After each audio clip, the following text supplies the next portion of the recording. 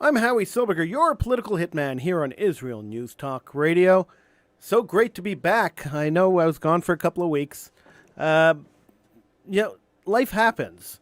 I walked out of my house 2 weeks ago, and I slipped and I fell down the stairs. Now, 20 years ago, if I had slipped and fell down the stairs, I would have gotten up, brushed myself off, and just continued on with life. But that was 20 years ago. Today, not so much.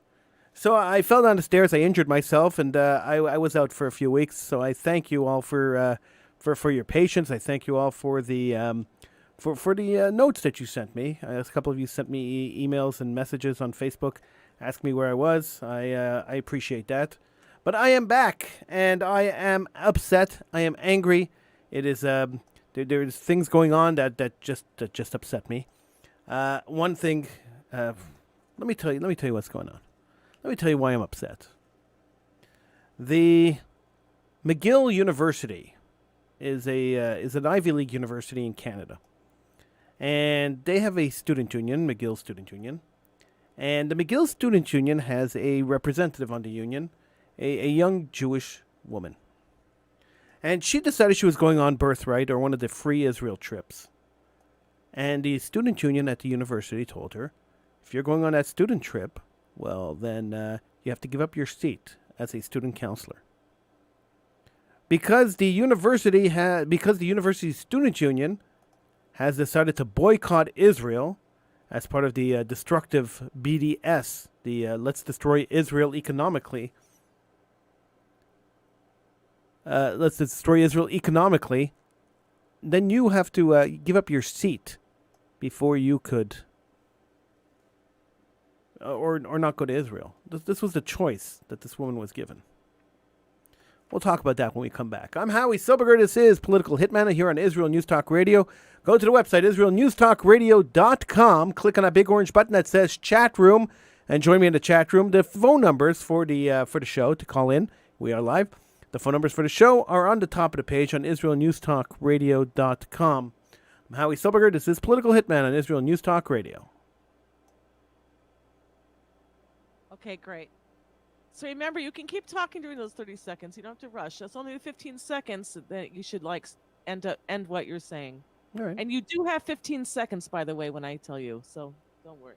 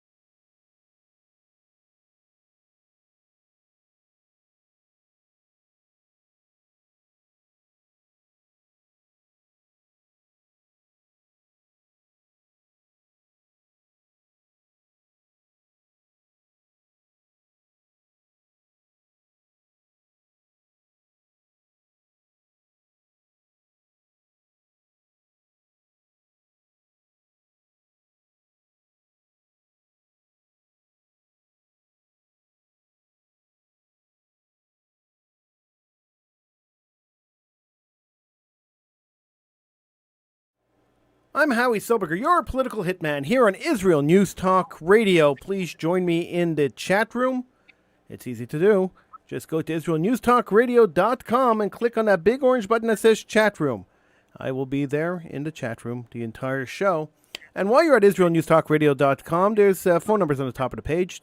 On the phone numbers on the top of the page, you could you could call them and be live on the air with me. So it has been a bad week, extremely bad week for universities in Canada when it comes to dealing with Israel and Jews. A Jewish student leader at McGill University in Montreal is fighting efforts to oust her from the student union for accepting a trip to Israel and the Palestinian Authority. Jordan Wright, a member of the Student Society of McGill University, and McGill University in Montreal, by the way, is an Ivy League university. She's part of the Legislative Council and Board of Directors, says she's outraged and disgusted by a call for her to resign by the student union for agreeing to a trip sponsored by the university's Hillel organization. She's refusing to resign or quit the trip despite the threat of impeachment upon return. The trip that she wants to go on is called Face to Face. It leaves at the end of the month and includes a visit to Palestinian areas in the West Bank. As a Jew, my connection to Israel is one core aspect of my identity, and I hope that the trip would help me experience Israel through a new lens, Wright explained in a post on Facebook. She called the effort to have her resign anti-Semitic. The Student Union of McGill University president singled me out and actively encouraged others to attack me, she said in the post, adding that a non-Jewish counselor also planning to be on the trip has not received the same treatment. Now, the university, McGill University, condemned the student union today, saying that they should not be singling out counselors because they're traveling to Israel. So if that was the only problem on university campuses in Canada this week, I would have no problems. I'd say, okay, there's plenty of other problems in the world. Let's look at the rest of the world. But that's not the only thing that happened. In Toronto, at York University in Toronto, another Ivy League university, and I'm using the term Ivy League with quotation marks because, The Toronto Sun newspaper reported in its November 22nd issue, so it was just a couple of weeks ago, that anti-Israel extremists on the York University campus shouted, "Intifada, Intifada, go back to the ovens." Canadian Prime Minister Justin Trudeau denounced the violence, saying what happened that night was shocking and absolutely unacceptable. So here we had a Jewish. Let me explain the context here. There was a Jewish speaker coming to campus to speak on campus, and protesters came out to protest the Jewish speaker, the Israeli speaker, and they yelled, Intifada, Intifada, go back to the ovens. Of course, a reference to Jews going into the ovens of Auschwitz. The event at York University was a Herut Canada sponsored event called Reservist on Duty, and it was there were a couple of IDF veterans who came to speak about life in the IDF. So that happened a week or two ago. And then the Jewish student government at McGill tells a Jewish student she can't go to Israel or she has to resign her seat. And if that was the only thing that happened on university campuses in Canada, I would say, all right, two isolated events. All right, these things happen.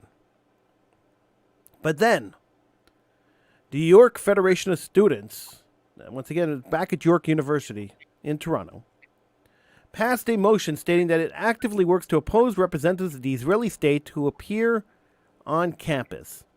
So the York University Student Union has banned Israeli speakers on campus. Anybody who speaks about Israel or for anyone from Israel to come speak on campus has been banned at York University in Canada. If that's the only thing that happened on university campuses in the world, it's enough to get me upset. But then we go to Berkeley. And at Berkeley College, that's in the U.S., a Jewish student was also told that he could not bring Israeli speakers to campus. And they passed a resolution supporting BDS. If that was the only thing that happened this week, it's upsetting enough. But in New York City, a Jewish man and a young child were beaten up by a group of teenagers yelling, "Jew, Jew, Jew," and they beat them in the middle of the street. If that was the only thing that happened this week, that would be upsetting enough. But just a few hours ago, a bus filled with Orthodox Jewish young girls driving in Crown Heights. Crown Heights is in New York City. Was pelted with stones while people screamed, "Jews, get out." Now, we've talked about this before. We've talked about the problem of anti-Jewism in North America before. This is not a new topic. And it's not new that Jews are under attack. Jews have been under attack in New York City for months already. It's gotten so bad in New York City that a New York City city councilor, a councilor of New York City, asked a question at a council meeting, "Are Jews safe in New York City?"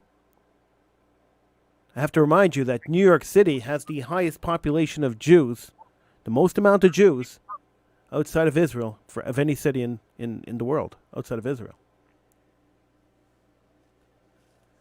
So Jews are in grave danger in North America, and getting more and more so. More and more danger facing Jews in North America. I had the opportunity to speak to a friend of mine this week. And I asked him, a Jewish friend, and I asked him, I said, "Why are you in Canada? Why are you in Canada? Why haven't you made Aliyah? Why are you tolerating this kind of unbelievable Jew hatred that's being expressed across your country and across the United States? Why haven't you gone to the safety of Israel?" Now, I understand that a lot of people don't consider Israel safe. That's understandable. But why are you still here? And his answer to me was quite simple. He said, "It's not that bad. And, it's only going to get better. It's not going to get worse." And when he said that to me, I caught my breath. I said, "What? Whoa, one sec. I hate doing these comparisons, but we're getting to the point where this comparison actually makes sense." Years ago, my grandfather, who grew up in Poland, told me that when they started beating up Jews in the streets of Poland, when they started stopping Jews from going to school and from working and from sitting on park benches and from drinking from water fountains, he went to his mother. He was 16 years old, 15, 16 years old at the time. He went to his mother and he said to his mother, "Mother, should we be afraid?" And his mother said, No, it's not that bad. These things will pass." Now, I hate making a comparison between today and the Holocaust. But when Jews are being beaten in the streets, when buses of Jewish children are being stoned in the streets of New York, when groups of students on a campus, on a university campus in Canada, could get up and chant, "Intifada, Intifada, go back to the ovens," we have to start taking it seriously. We can't not take it seriously. I've always believed, and this has been a belief of mine for years and years and years, that when my enemy says, "I want to kill you," my enemy is telling the truth. I've always believed that. There is no reason for my enemy to lie about wanting to kill me. If my enemy wants to kill me and my enemy is saying, "Go back to the ovens," Jew, Jew, go to the oven, You don't belong here, you belong in the oven. Then my enemy is telling me the truth, and my enemy wants to kill me. So I have two options. I could run to a safe zone, which is probably the most prudent option. Leave the country I'm in and go to a country that is safer. And the only country safe for Jews today is Israel. I could do that. I could build fortresses and spend millions of dollars on security in fortresses, like many Jewish communities across North America are doing. I could do that. I could teach my population self-defense, firearms training, teach them how to defend themselves. That's a possibility too. But the most prudent thing to do would probably go where it's safe. And Jews are choosing not to do that. It's an interesting phenomenon. And it's something we really have to look into and delve into. And that's what we're going to do next segment. We're going to delve into it. You can feel free to call in. The numbers to call in are on the top of the page on Israel News Talk Radio. You could join the chat in the chat room by going to IsraelNewsTalkRadio.com and clicking on that big orange button that says chat room. I'm Howie Silbiger. This is Political Hitman on Israel News Talk Radio.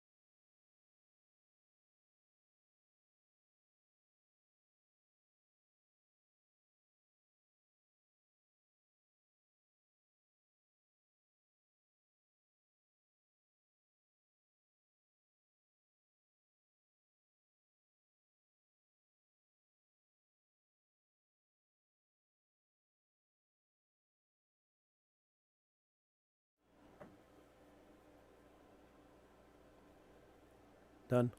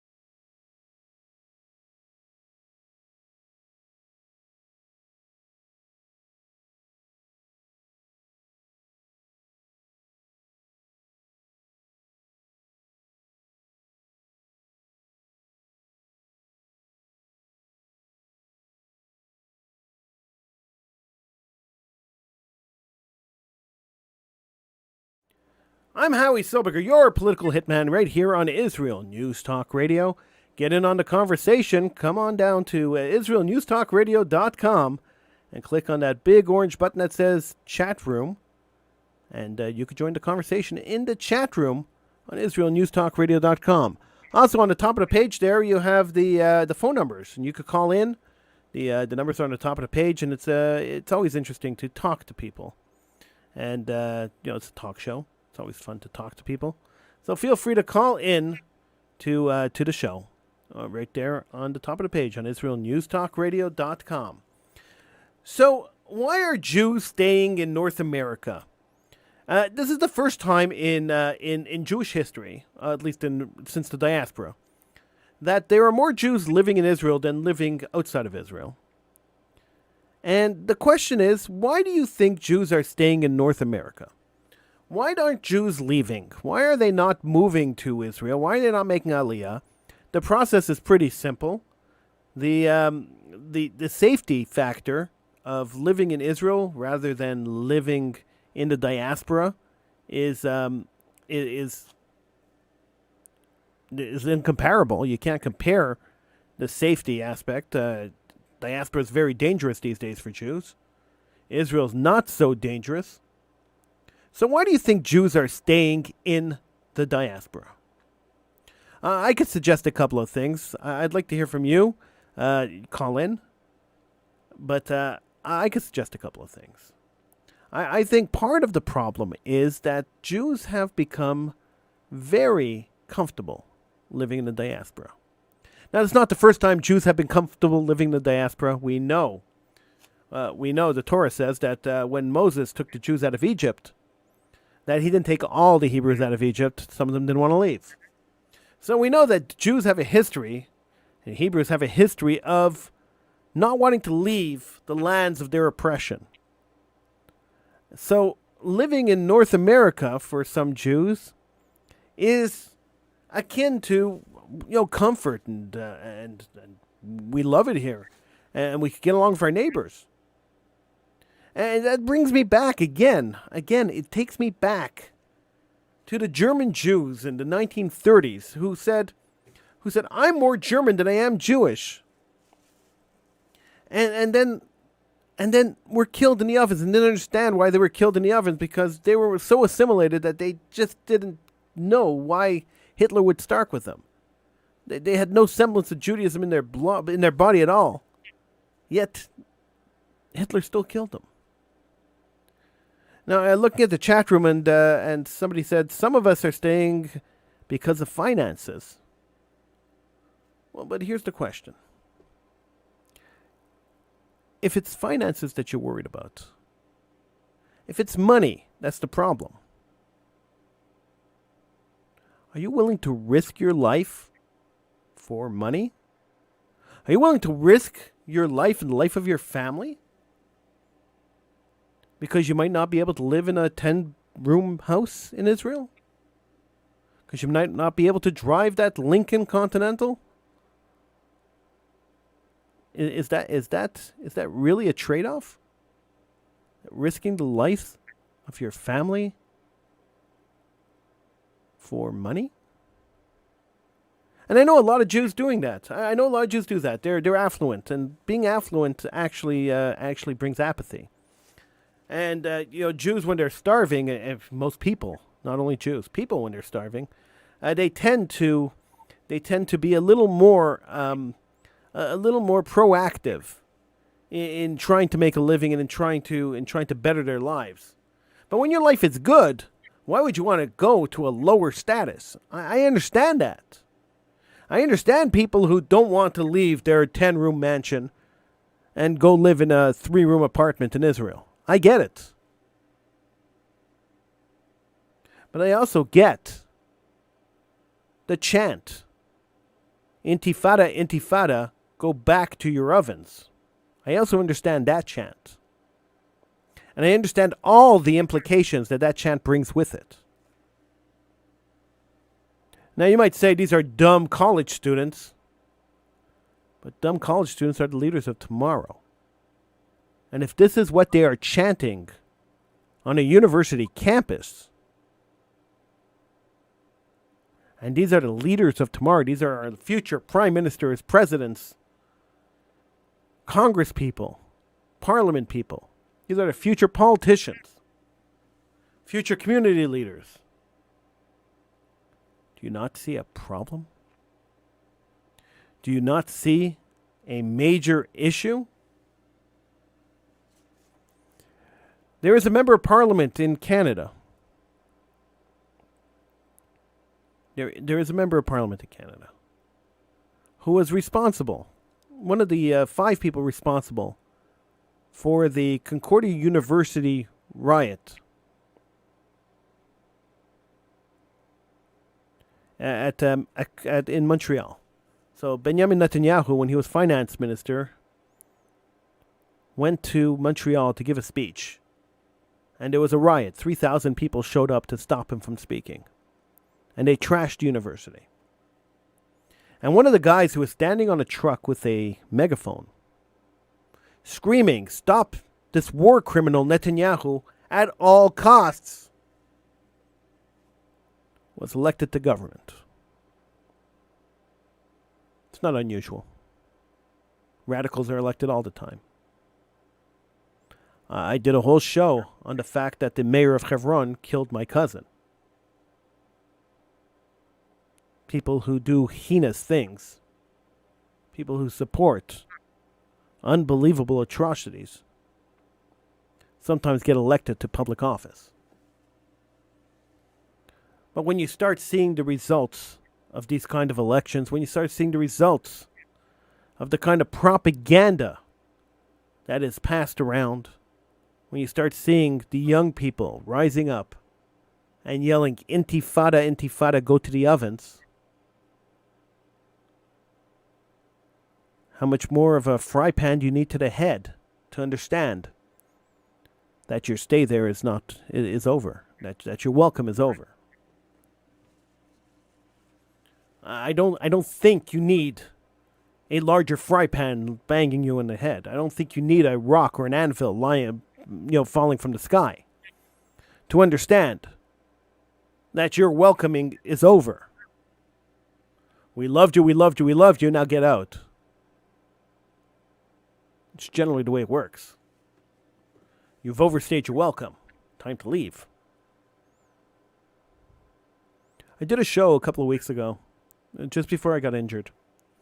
I did a show asking the question that if Messiah came, the question I asked was, if Messiah came and we created the State of Israel, and the State of Israel exists, and we just didn't realize that Messiah had come, is that a possibility? Because the miracles of the State of Israel and the fact that the State of Israel exists, is it possible that Messiah has come and we just didn't notice? And the more I think of how God is sending messages to everybody outside of Israel, in Europe, in Asia, in North America, God is sending a message saying, get out, time to go. And he's sending a message through Jew haters. And the more I think about that, and the more I realize that God is sending the message through Jew haters, the more I wonder why there's not a mass exodus of Jews from these countries. The more I wonder why the resistance, why Jews aren't leaving.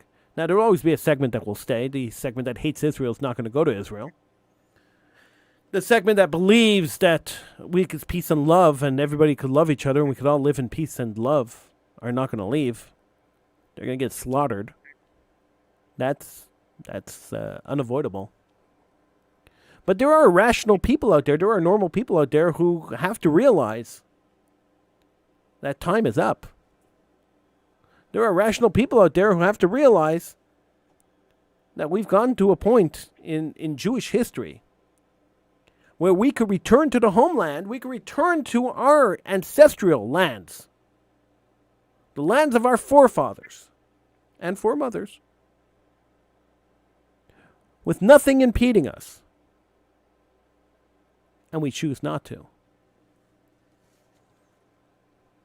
It's bizarre. It's a bizarre phenomenon. Especially since there's the issue of anti-Jewism all over the place, and Jews are being attacked in the streets. In the streets, they're being attacked. I'm Howie Silbiger, this political hitman. Give me a call. In North America, you could call 301-768-4841. In Israel, the number is 02-65-00151. Those numbers are available on the homepage, on the front page at Israel News Talk Radio. So if you didn't write them down, don't fret. Numbers are there on the top of the page on Israel News Talk Radio. Feel free to call in. I would like to talk to you about this. If you live in North America, I want to hear, why are you still in North America? What's keeping you there? The numbers are also in the chat room. So if you're in the chat room, just scroll up and you'll see the numbers in the chat room. I want to know what's keeping you in North America. I want to know what's keeping you in Europe. I want to know what's keeping Jews outside of Israel. Why aren't you in Israel? Give me a call, because I think it's important. I'm Howie Silbiger. This is Political Hitman, right here on Israel News Talk Radio.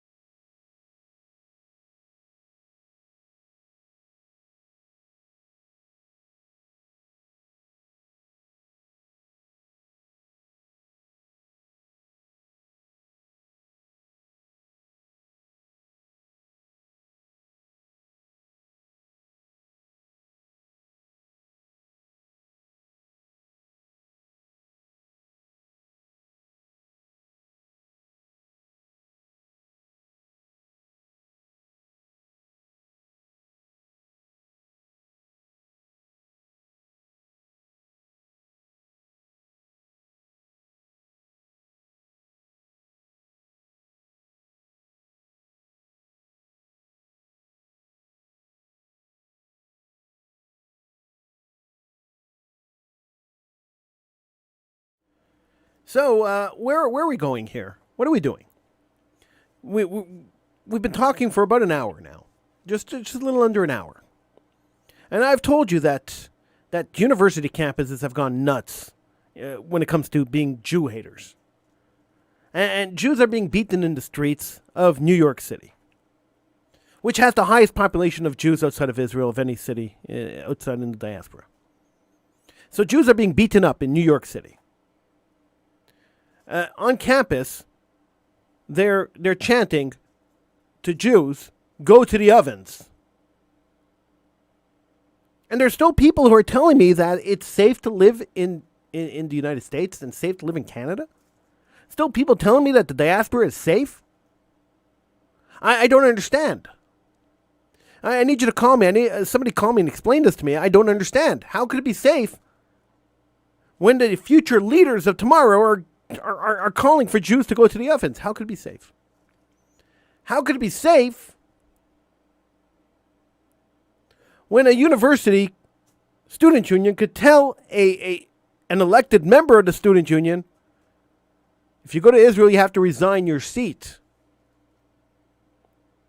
How could it be safe when a university in Toronto, Canada could ban Israeli speakers or anyone speaking about Israel from campus? But you could speak about anything else, just not Israel, and you can't be Israeli. How could it be safe when a school bus full of little girls going to a base Rivka academy gets stoned in the middle of New York City? And you're telling me that it's safe in the diaspora? And you're telling me that a couple of dollars, that some finances are holding you back from going to Israel, from making Aliyah? You put a value on your head? You put a value on your family's head? How dare you? I'm going to quote Greta Thunberg. How dare you? How dare you put a value on your own head? Your life is worth more than anything you own. In the 1930s, in the early 1930s, before Hitler came to power, so maybe late 20s, early 30s, Zev Jabotinsky ran around Europe warning Europeans. It's time to leave. It's time to find somewhere to go. It's time to get out of here. It's going to be a big massacre. It's time to go. They all laughed him out of their synagogues. Then a couple of years later, the Holocaust. The signs, as they arise, are there. You have to identify them. You have to notice them. You have to see them. They're there.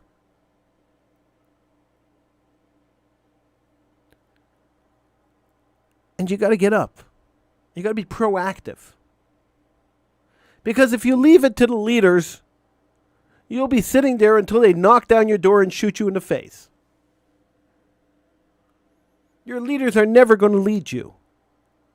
Because North American leaders are not people who are leaders. They're not heads of communities. They're rich people who give millions of dollars and get the honor of being called a community leader. There's no real leaders in North America. And since there's no real leaders in North America, and nobody standing by and saying, hey, maybe, just maybe, you should be watching yourself, since nobody cares, then you got to care about yourself and your family. And you got to look around and see the signs. And when you see the signs, you got to be proactive and save yourself. If you're a Jew living in New York City and you're staying in New York City, there's something seriously wrong with you. If you're a Jew living in Brooklyn and your daughter's school bus, 7 and 8-year-olds in a school bus, was stoned and it crashed, and you're still not worried about your safety, there's something wrong with you. If you're a Jew living in Toronto, Canada, and a group of students came to protest an Israeli soldier speaking on campus and yelled during that protest, "Intifada, Intifada, go back to the ovens," and that doesn't scare you, there's seriously something wrong with you.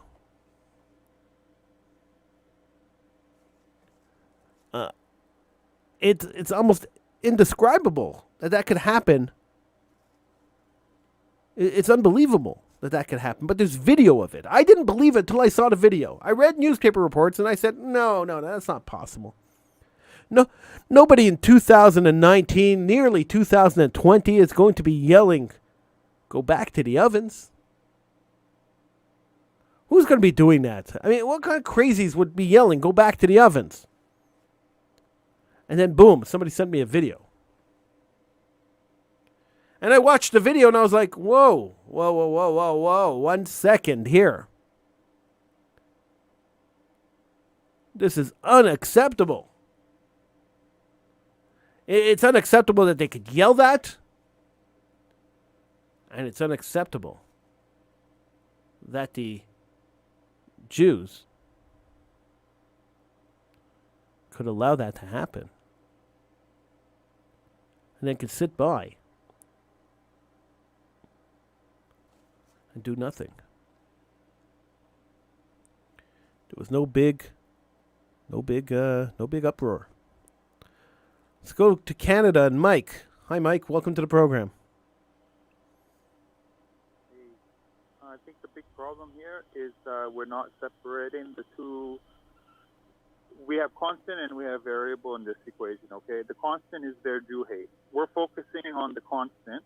That's not going to change, though, so we're wasting our energy. The variable in this equation is Jewish organizations. I know you mentioned it and everything, but in general, we're always focusing on the hate.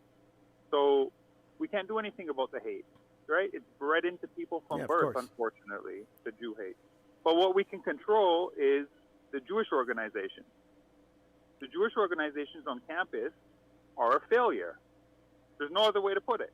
They're a complete failure, right?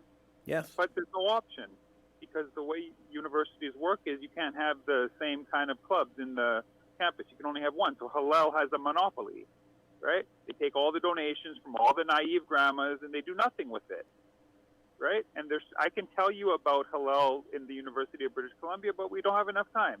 Right. They have, so we need to take control of our own organization, first of all.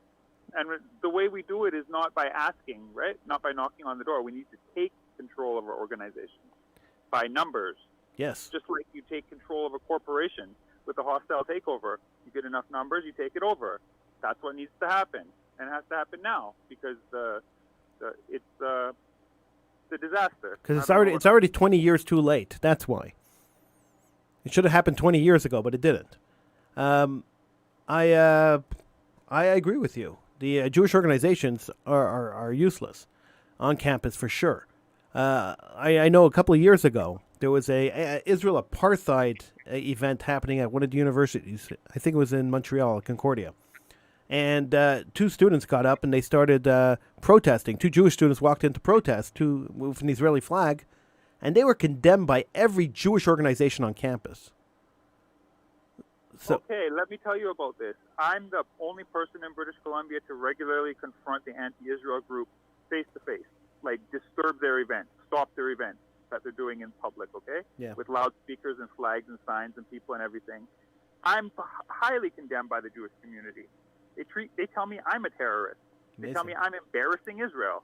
Now, two of these nerdy Hillel kids that are part of making fun of the stuff that I did, even though every time I do it, the Palestinians leave early.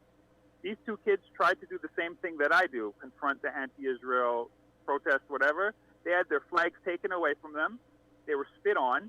They were made a joke of, all on camera. And the Jewish community celebrated it because the Jewish community celebrates weakness and shuns strength. That's why Kahana is banned from the Knesset, but Zawabi is allowed to stay there. This is our problem, right? Yes. So the Jewish community shuns strength, and right now we need strength more than ever.